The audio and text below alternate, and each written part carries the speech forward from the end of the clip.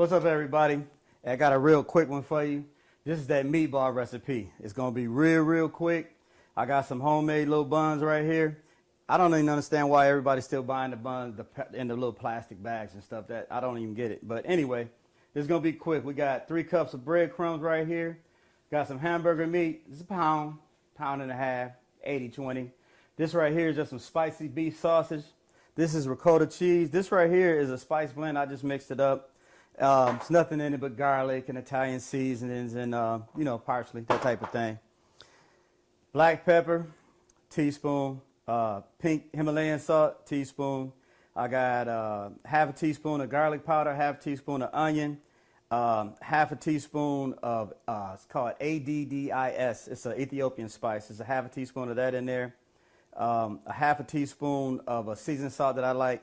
And this is just steak seasoning. It's just a teaspoon of that. Now, the reason why I didn't mention that one, again, with these meatballs, people like their own little taste with these. Some people like just the traditional, just straight up meatballs like they would have, like in spaghetti, something like that. Some people like their little spice.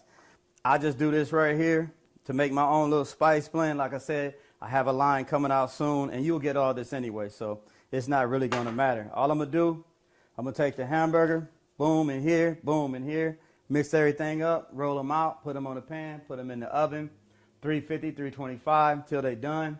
Then I'm going to have a little sauce I'm going to put on there because I'm going to cut these.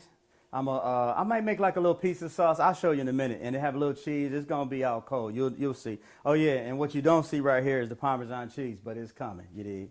All right.